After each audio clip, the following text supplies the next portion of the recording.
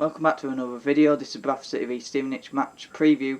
Let me know your score predictions in the comments down below. I'll tell you mine towards the end of the video.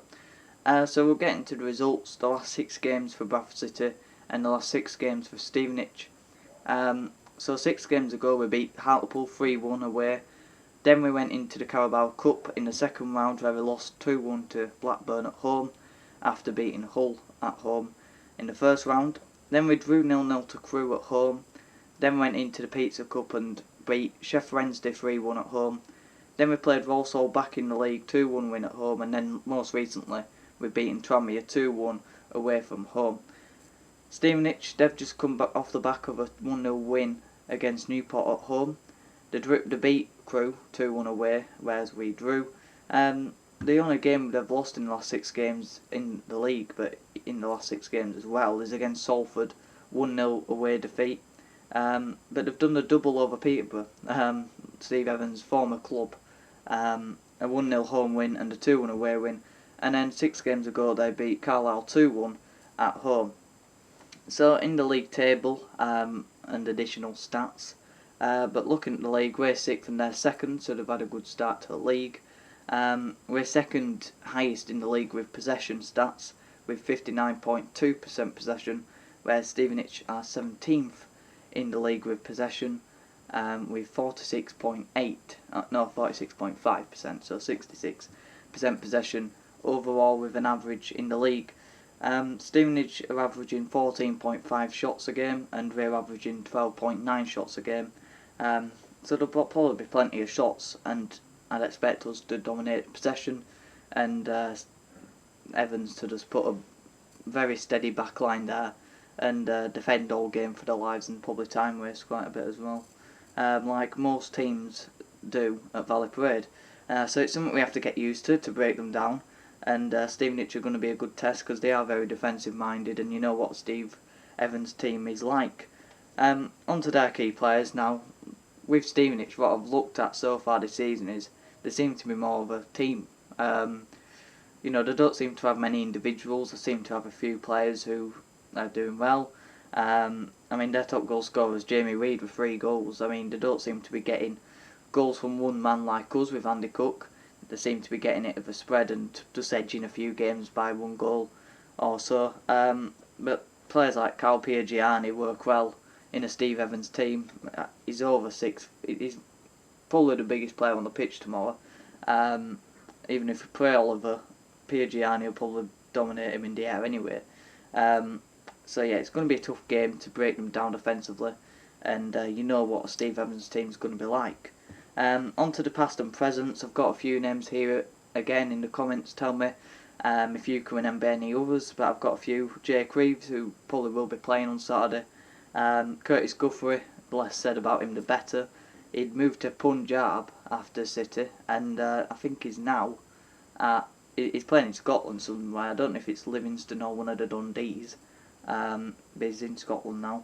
Probably the biggest flop in the last decade. But I won't say a flop, but probably one of the worst players. There's a few competition for that striker position, isn't there? McLean, Guthrie, Brunkner.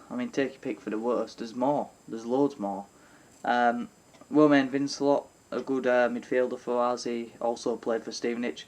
Fleet Morace and Schumacher, not the F1 driver, Stephen Schumacher, the midfielder. In the early noughties he played for us, and then he moved on to Stevenage. So there's a few. Tell me if you remember any others. But onto the not onto the head-to-head. We'll just talk about Steve Evans. If you don't know Steve Evans, look at his Wikipedia. You do know Steve Evans, but for any younger people, if you don't know what he's done and why City fans don't like him and why we didn't want Steve Evans when he was linked to the job back in February before Mark Hughes, have a look at some of the things he's been charged with at many previous clubs. One thing he did at City was shout and maybe do a bit more to a female member of staff. But go have a look at his Wikipedia, but don't look at the Wikipedia for stats because they're unreliable. On to the head-to-heads anyway. We've only played 10 games against Stevenage. Unless my source is wrong, we've only played 10 games. We've won 6, drawn 2 and lost 2. We haven't beaten them in League 1, so it's a good job it's League 2. We're 6 unbeaten against them, and our first game was in 2010, and it was a 1-0 win on the 14th of August 2010. So we've only played 10 games, which is I thought I was seeing things when I saw that, because they must be one of the fewest teams we've played against in our history. So yeah, I don't know what's happened there. And then my 11 for the game would be Lewis in goal. He's turned into a very good player for us, and I do think his championship standard. I don't know why we've ended up with him, but obviously Mark Hughes knew a lot of him when he was at Southampton. Halliday, Platt, Odesina and Folds. Platt had a good game on Saturday. Would have played Odesina if Critchlow wasn't allegedly injured in the press conference. I think he's done something with his thigh, or he did something anyway. Probably, I would, but I don't think Hughes would. I liked Odesina in that game, was it against Sheffield Wednesday in the Pizza Cup, and he looks good on the ball, steady defensively, and these last few games Critchlow's been poor, and been some on Twitter who have been saying it's because of his Critchlow account. It's probably not, because I thought he had a bad game Tuesday. I thought he was poor Saturday and the previous Saturday to that as well, so I don't think he's had a good run of games, and I do think this injury/break would be good for him, and it gives Odesina a good chance. Folds came in for Rideout, who isn't available for the game on Saturday either. He's out for at least another week. Folds took his chance on Tuesday and he looks good. I like Matty Folds, and hopefully he can keep going with his form. Smallwood and Gilead in midfield. Gilead didn't play for a few games. He came back in the team with Smallwood, and we controlled the midfield again against Tranmere, and when them two are in that midfield, we don't look as good. We just miss Walker now.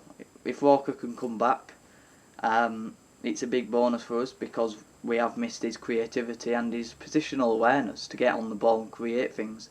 We've really missed that, and Chapman, has he been taking his chance? I don't think so. Should he be in the team? I'll tell you now, no. He ain't taking his chance, and he does seem like a confidence player. He does seem like if he does something right, he just needs that confidence to then take the ball again and do something else right. And then if he does something wrong, he goes off the cliff. Howard went on the bench on Tuesday, I don't think. Quite a bit of speculation around him. But I'd play him on Saturday against Stevenage. They've got quite a slow defence, from what I know anyway. And a bit of pacing behind would be good. But I'm not leaving out Andy Cook. I'd play Howard just behind him, but obviously with his pace he can run beyond him as well. And then Banks and Wright to either side. Banks allegedly wanting the team on Tuesday because he was a bit young. I mean, people have been saying that's good from Hughes and all that, but I don't think it is, because, if he then starts to perform poor because he's young, then don't put him in the team. Leave him out. I don't know if it is protecting players, because we played Jake Young as well on Tuesday night. We also played Critchlow on Tuesday night. We also played other younger players on Tuesday night. We have quite a young squad. Harry Lewis is quite young, I think. So I don't know why you'd leave out players who are in form and performing quite consistently, because if Banks he had the momentum with him, so I wouldn't have dropped him, so I'd definitely play him on Saturday because he's playing well. And then Tyreek Wright to the right, with Andy Cook up top. Apparently Pereira's done something with his ankle, so he's probably going to be out for the game on Saturday, so I'd play Wright and Banks, because Young seems like a really good player to bring off the bench, who has that bit of pace and a bit of magic about him where he hits the ball and it just goes in. It just tends to fly in. So he's a good player to add onto the bench. If you need a goal, he might bring it. And he also has that pace. Against a tired defence, you need a bit of pace to come on, and he has that. So I definitely think he's more of a bench player who can make a good impact. And Wright so far looks good. Banks should come back in the team. Chapman and took his chance of how it comes in, and Andy Cook is dynamite at the minute. So that's my team. Let me know your team in the comments down below, and also tell me any more players who played for either team, and tell me your score predictions as well. I'm going to go with a 2-0 win, and Andy Cook and, let's say, Banks comes back in the team and scores. Let me know your thoughts on the game on Saturday, and tell me your score predictions tonight. Have a good one.